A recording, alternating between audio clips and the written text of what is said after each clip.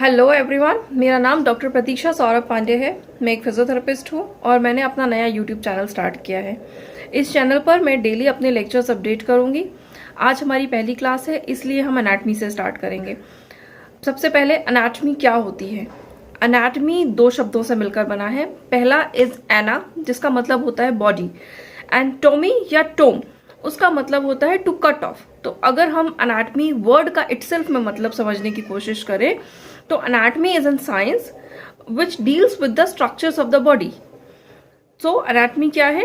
Anatomy एक science की ऐसी ब्रांच है जो बॉडी के स्ट्रक्चर्स के साथ में डील करता है। मतलब उनको कट करके, उनका डिसेक्शन करके हम उनके बारे में इंफॉर्मेशन गेन करते हैं। लाइक उसकी टेक्सचर कैसा है, उसका साइज क्या है, शेप क्या है, उसमें कितने ग्रूव्स हैं, और एल्स उसकी नर्व सप्लाई, ब्लड सप्लाई, जितने भी उसके एनाटॉमिकल स्ट्रक्चर्स अवेलेबल हैं उनके बारे में जब हम इंफॉर्मेशन गेन करते हैं तो वो हम सारा का सारा एनाटमी के अंडर में पढ़ते हैं।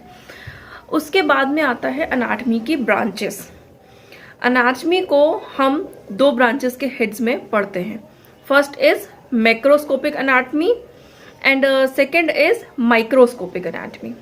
तो पहले इन वर्ड्स को ही समझ लेते हैं। जो मैक्रोस्कोपिक एनाटमी है उसका मतलब होता है कोई भी ऐसी चीज जो हम खुली आंखों से, हम नेकेड आई से देख सकते हैं, हमारे लिए विजिबल है। फॉर एन एग्जाम्पल मैं आपको बताती हूँ। ये पेन है, ये आप देख सकते हैं, विजिबल है, ठीक है। तो ये मैक्रोस्कोपिक हो गया।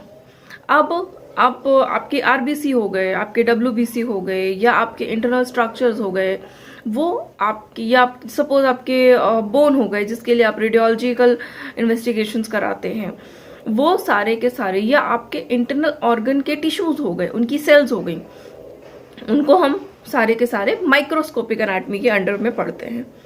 तो मैक्रोस्कोपिक एनाटमी में आता है आपका ग्रॉस एनाटमी, लिविंग एनाटमी, आपका surface anatomy, clinical anatomy.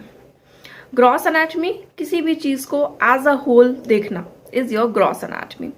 Living anatomy किसी भी लिविंग स्ट्रक्चर के बारे में इंफॉर्मेशन गेन करना, उसको समझना, उसको पेल्पेट करने के थ्रू या ऑब्जर्वेशन, इन सारी जो टेक्निक्स हैं इनके थ्रू जब आप किसी भी चीज की इंफॉर्मेशन गेन करते हैं, so that's your living anatomy. Third comes your surface anatomy. अभी जो सरफेस एनाटमी है और जो क्लिनिकल एनाटमी है, ये सारा आपका क्लिनिकल प्रैक्टिस में आता है और ये आपके लिए बहुत इंपॉर्टेंट है। क्या होता है? सरफेस एनाटमी का मतलब होता है किसी भी स्ट्रक्चर की इंफॉर्मेशन गेन करना उसकी स्किन के थ्रू। सपोज आप पढ़ने के बाद ये बता सकते हैं कि हार्ट का लेवल क्या है, लंग्स कहाँ से कहाँ तक एक्सटेंड करते हैं, या कौन सी नर्व कहाँ से कहाँ तक जाती है। वो है तो अंदर, पर ऊपर आप स्ट्रक्चर पे, उसकी स्किन पे बता सकते हो कि वो कहाँ पर है। अभी उसके लिए वो क्यों जरूरी है? ताकि जब भी कोई इंजरी हो, जब भी कोई डैमेज हो, तो आप हर बार डिसेक्शन करके तो नहीं देख सकते। उसके लिए जरूरी होता है आपकी सरफेस एनाटमी की नॉलेज। आपको सरफेस पर लगी चोट से ये अंदाजा लगाना होता है कि अंदर के किस स्ट्रक्चर को किस हद तक चोट लगी होगी, उसमें क्या क्या डैमेज होगा, और उसके सिम्टम्स के साथ में आप उसको कोरिलेट करेंगे। तो जब आप सिम्टम्स को, सरफेस एनाटमी को, एनाटॉमिकल नॉलेज को, इंजरी लेवल को, इन सारी चीजों को एक साथ देख करके समझ पाते हैं, उसे हम बोलते हैं clinical anatomy. So basically clinical anatomy क्या है? आपकी एनाटमी, सरफेस एनाटमी की नॉलेज को आप जब क्लिनिकली कोरिलेट कर पाते हैं, so that's your clinical anatomy.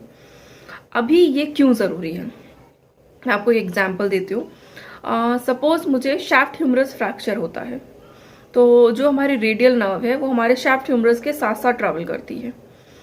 अब मेरे शैफ्ट के फ्रैक्चर लेवल को एक्सरे पर देख के आप ये बता सकते हैं कि मेरी रेडियल नर्व को कितनी इंजरी हुई होगी और उसका आउटकम क्या होगा, उसके बाद में उसको रिकवर होने में कितना टाइम लगेगा। इस पूरे होल प्रोसेस को, इस प्रोग्नोसिस को आप क्लिनिकल एनाटमी के अंडर में पढ़ते हैं। नेक्स्ट आता है आपका माइक्रोस्कोपिक एनाटमी। माइक्रोस्कोपिक एनाटमी में क्या आ गया? फर्स्ट आता है हेमेटोलॉजी। हेमेटोलॉजी क्या है?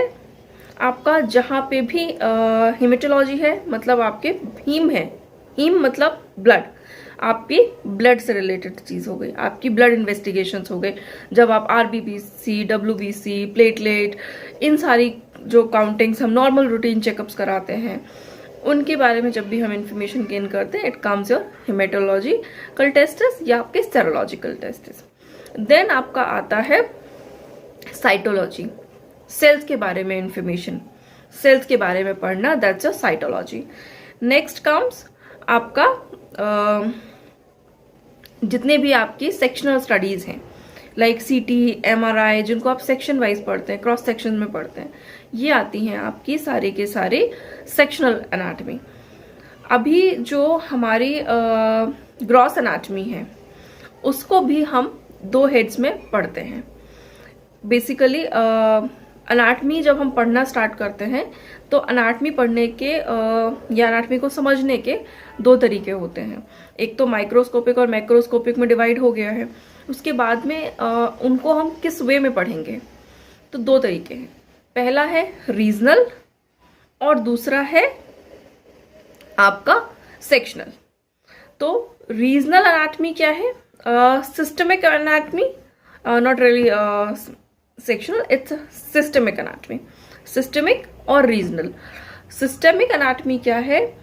जब हम किसी भी अनाटमिकल स्ट्रक्चर को, अनाटमिकल चीज को एक सिस्टम वाइज पढ़ते हैं।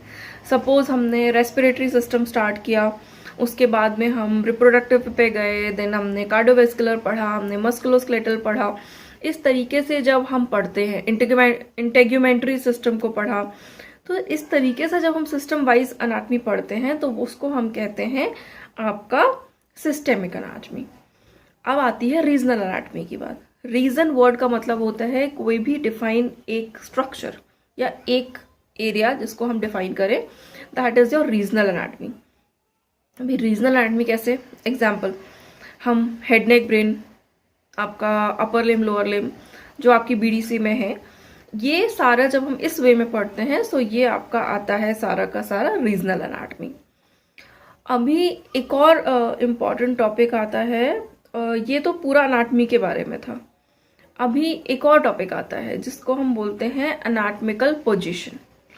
एनाटमिकल पोजीशन आपको क्यों समझना जरूरी है?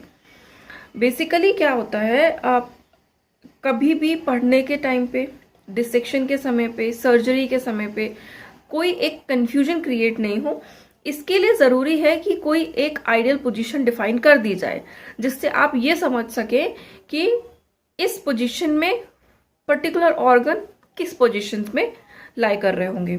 तो एनाटमिकल पोजीशन, जो बेसिक एनाटमिकल पोजीशन है वो है सीधे खड़े होना। उसकी क्राइटेरिया है, तो उसकी जो क्राइटेरिया है, always remember whenever you describe anatomical position as a student और as a professional, you have to check it from toe to head और हेड टू टो। तो हम हेड टू टो स्टार्ट करते हैं। Head neutral, eyes looking forward at distance, ears on level, shoulders on level, hands hanging by side, palms facing forward. Forward means this way. Palms facing forward, hip neutral, then knees together and extended, ankles together, heels together and your toes apart. Apart mean 15 degree from the midline. मतलब ये अगर midline है तो 15 degree इधर, 15 degree इधर। ये होता है आपका नॉर्मल एनाटमिकल पोजीशन। इसके साथ साथ कुछ और पोजीशंस हैं, जैसे सुपाइन। सुपाइन का मतलब हो गया सीधे पीठ के बल लेटना, is your supine position. Prone, आपके पेट के बल उल्टा लेटना, is your prone position. Sideline, करवट में लेटना, राइट या left, anything can be happening. Then उसके बाद में उसकी मॉडिफाइड बहुत सारे लाइंग या मॉडिफाइड बहुत सारे एनाटमिकल पोजीशंस हैं, but basic anatomical position standing है, उसके बाद में आपका प्रोन है एंड सुपाइन है। होप आपको ये सारा लेक्चर समझ में आ गया होगा। इसके बाद वाले लेक्चर्स के साथ में मैं अब पढ़ाते वक्त बीच बीच में ये एड्रेस करती जाऊंगी कि किस टॉपिक पे इंपॉर्टेंट क्वेश्चंस क्या क्या होते हैं या किस तरीके के क्वेश्चंस बनते हैं। मैं आपको ये लेक्चर के बीच बीच में ही बताते जाऊंगी। उम्मीद है आपको समझ आ रहा होगा। अगर कुछ ऐसा है जो आपको समझ नहीं आ रहा है आप मुझे मैसेज करके बता सकते हैं। आप मुझे प्लीज़ कमेंट करें सो दैट कि मैं वो चीज़ और उसमें ऐड कर सकूं। Thank you so much. Have a good day.